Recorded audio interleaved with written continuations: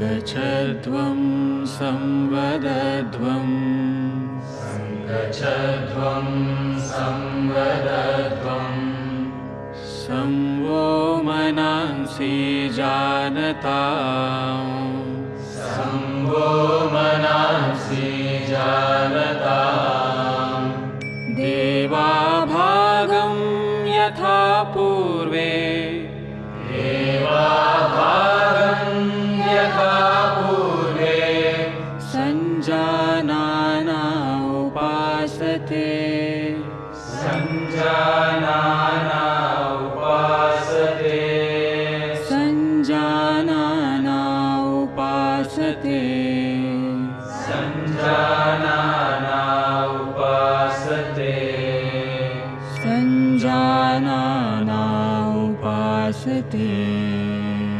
सञ्जानाना उपासते।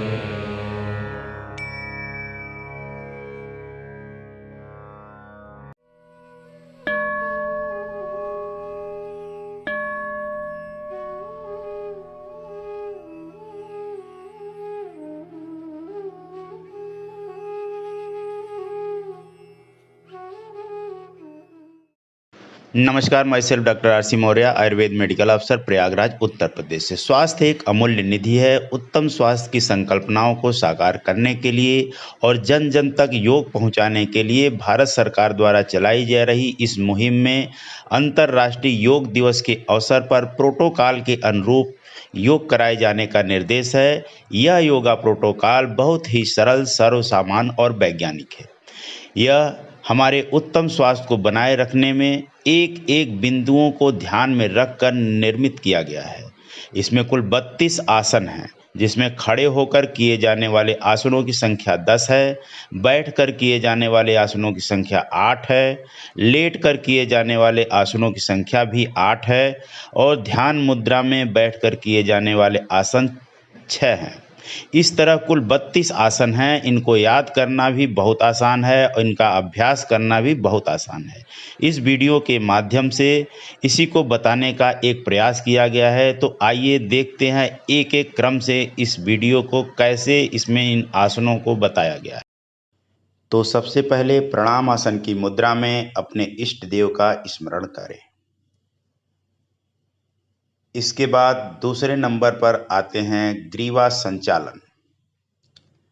ग्रीवा संचालन में कुल 4 स्टेप होते हैं। फर्स्ट स्टेप में गर्दन को आगे, पीछे, आगे, पीछे इस तरह झुकाया जाता है ताकि गर्दन या सर्वाइकल रीजन में जो स्टिफनेस या जकड़ाहट आ रही है वो दूर हो जाए। ग्रीवा संचालन के दूसरे स्टेप में गर्दन को दाएं, फिर बाएं, फिर दाएं, फिर बाएं इस तरह रोटेट कराया जाता है। ग्रीवा संचालन के तीसरे स्टेप में गर्दन को घुमाना होता है। Left right, left rotation half और राइट रोटेशन हाफ इस तरह से घुमाया जाता है। ग्रीवा संचालन के चौथे स्टेप में गर्दन का फुल रोटेशन कराया जाता है, क्लॉकवाइज और एंटी क्लॉकवाइज डायरेक्शन में। इस तरह चारों तरह के ग्रीवा संचालन से गर्दन की स्टिफनेस, सर्वाइकल की प्रॉब्लम, दर्द, जकड़ाहट जो होती है वह समाप्त होने लगती है। तो इस तरह ग्रीवा संचालन सर्वाइकल रीजन के लिए अच्छा व्यायाम है। अब हम आते हैं स्कंद संचालन यानी शोल्डर रीजन के लिए।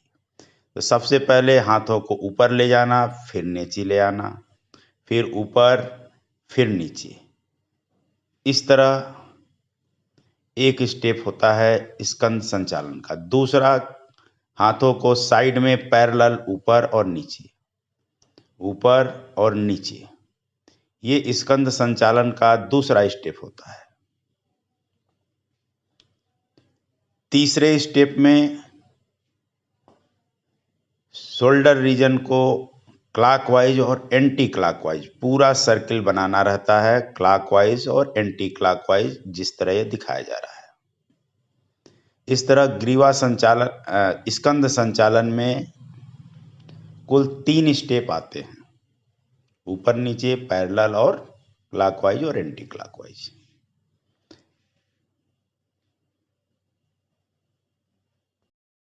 इस तरह गर्दन की एक्सरसाइज हो गई, कंधे की हो गई। अब आते हैं कटी संचालन। कटी संचालन में दोनों हाथों को राइट और लेफ्ट इस तरह रोटेट करना होता है और पैरों को अपने स्थान पर बना के रखा जाता है। इस तरह लंबर रीजन और पेल्विक रीजन में आई हुई जकड़ाहट और दर्द के लिए यह व्यायाम बहुत ही अच्छा होता है।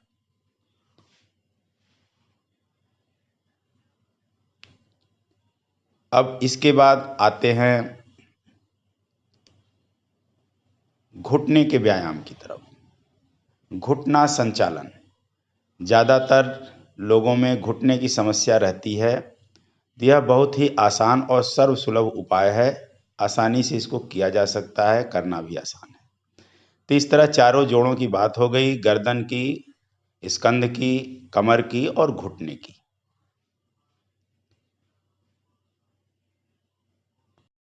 अब आते हैं खड़े होकर करने वाले अगले व्यायाम, ताड़ासन की।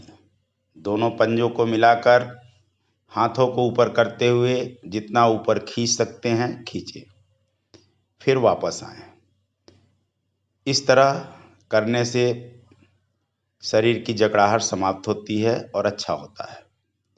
अब आते हैं वृक्षासन की तरफ। वृक्षासन पहले बाएं पैर से, फिर दाएं पैर से, इस तरह क्रमानुसार करना रहता है। इसको आप 2 से 3 बार अपनी सुविधानुसार कर सकते हैं। तो ताड़ासन हो गया, वृक्षासन हो गया। अब नेक्स्ट आसन की तरफ हम आते हैं। नेक्स्ट आसन है हस्तपाद आसन। हस्तपाद आसन दोनों हाथों से पंजे को छूना और गर्दन से घुटने तक झुकाने का प्रयास करना। हस्तपादासन के बाद अर्ध चक्रासन, जो कमर के लिए बहुत अच्छा व्यायाम होता है, रीढ़ की हड्डियों के लिए, मेरुदंड के लिए, बैक पेन के लिए एक अच्छा पोज है। तो यह आसन हमारे बैक पेन के लिए बहुत ही लाभकारी होता है, अर्ध चक्रासन। अर्ध चक्रासन के बाद 10वां जो खड़े होकर करने वाला व्यायाम है वह है त्रिकोणासन। त्रिकोणासन, एक बार राइट, एक बार लेफ्ट, फिर राइट और फिर लेफ्ट, इस तरह आप क्रमानुसार 2 बार 3 बार कर सकते हैं या अपनी सुविधा से भी कर सकते हैं। यह भी हमारे पेल्विक गर्डिल, कमर के लिए, कमर की हड्डियों के लिए अच्छा व्यायाम है। अब आते हैं 11वें आसन की तरफ, जो बैठकर किए जाने वाले आसन है। तो पहला है उसमें दंड आसन। बैठकर किए जाने वाले कुल 8 आसन है, जिसमें दंड आसन, दूसरा है भद्रासन। इस तरह बटरफ्लाई जैसे आप करते हैं उस तरह पंजों को मिलाकर खींचे और सीधी मुद्रा में बैठ जाएं। यह है भद्रासन।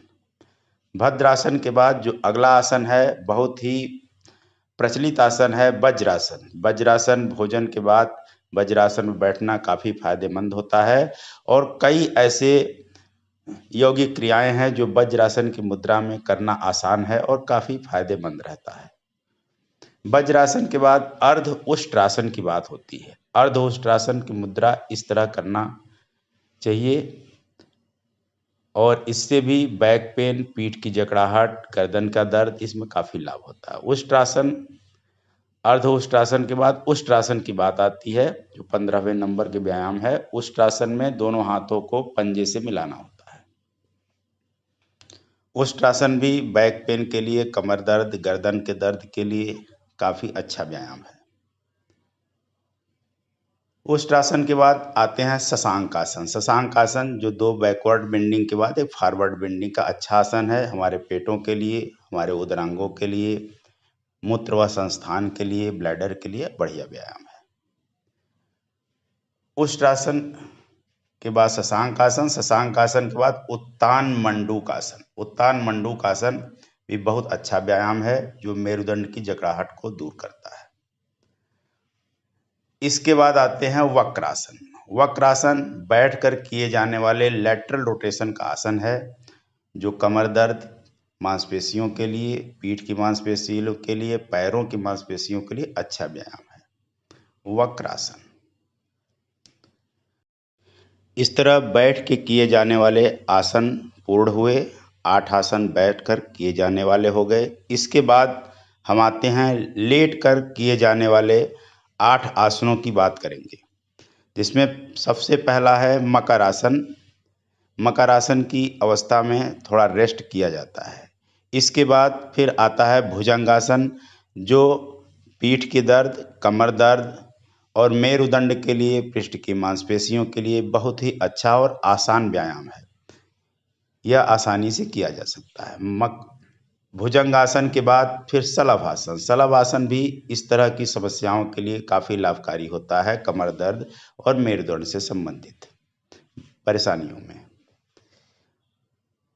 शलभासन के बाद आते हैं उत्तान पाद आसन। उत्तान पाद आसन में दोनों पैरों को 45 डिग्री यानी 45 डिग्री तक ऊपर उठाएं धीरे धीरे और कुछ देर रोकें, फिर धीरे धीरे वापस ले जाएं। यह हमारे उदरांगों के लिए, पेट की मांसपेशियों के लिए अच्छा है। इसके बाद अर्ध हलासन। अर्ध हलासन में दोनों पैरों को धीरे धीरे 90 डिग्री तक ले जाएं, कुछ देर रोकें, फिर धीरे धीरे धीरे धीरे वापस ले जाएं। यह भी हमारे उदरांगों के लिए, पेट की मांसपेशियों के लिए अच्छा व्यायाम।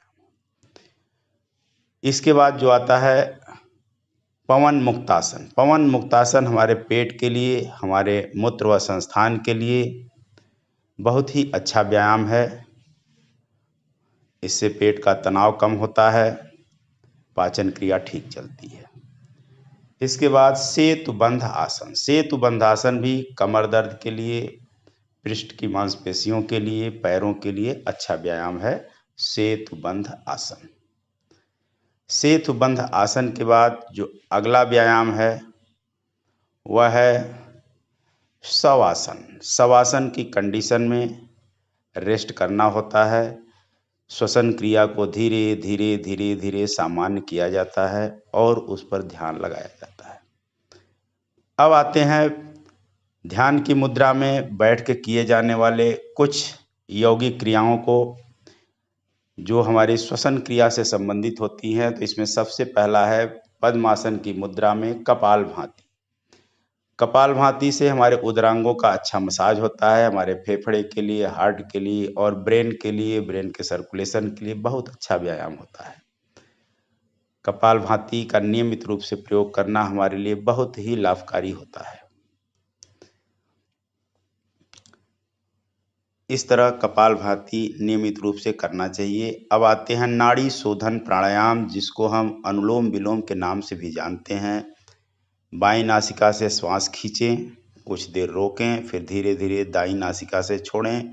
फिर यही क्रम उल्टा किया जाता है। दाईं नासिका से सांस खींचिए, फिर कुछ देर रोकिए और बाईं नासिका से छोड़िए। इस क्रिया को यथासंभव आप कई बार कर सकते हैं। नाड़ी शोधन प्राणायाम के बाद जो अगला है वह है शीतली। शीतली पित्त शामक होता है, शरीर के दाह को, जलन को कम करने में बहुत लाभकारी होता है। जिह्वा को रोल कर लिया जाता है और उससे सांस तेजी से खींचा जाता है और नासिका से बाहर निकाला जाता है। इस क्रम में हमारे अंदर का जो पित्त बढ़ा हुआ होता है, जो गर्मी होती है, वह शांत होती है और काफ़ी शीतलता शरीर को प्रदान करता है। इसको भी यथासंभव आप कर सकते हैं। शीतली के बाद जो अगला क्रम है भ्रामरी का। भ्रामरी को इस तरह अंगुलियों का पोज, एक अंगुली मस्तक पर, आँख पर, नासिका के बगल में, मुंह के पास और अंगूठा हमारे कर्णरंध्रों को बंद करता है तो इसमें हम पहले सांस लेते हैं, फिर धीरे धीरे सांस को छोड़ते हैं, गुंजायमान करते हुए तेज से गुंजायमान करते हैं ताकि हमारे sinuses, maxillary sinus, frontal sinus, ethmoid sinus बिल्कुल गुंजायमान करके जो उसमें समस्याएं होती हैं उसको दूर कर सके, इस तरह का प्रयास किया जाता है और ये काफ़ी लाभकारी होता है साइनसेस प्रॉब्लम के लिए। तो इस तरह यह हुआ भ्रामरी। भ्रामरी के बाद हम आते हैं, दोनों हाथों का घर्षण करें, मुंह का मसाज करें और फिर पद्मासन की मुद्रा में ध्यान लगाएं। अपने श्वसन क्रिया पर ध्यान दें, श्वास की गति पर ध्यान दें। धीरे धीरे धीरे धीरे श्वास की गति शांत होती जाती है और काफ़ी स्लो हो जाती है और इसको बनाकर रखें। ध्यान के बाद जो सबसे आखिरी है वह है संकल्प लेना।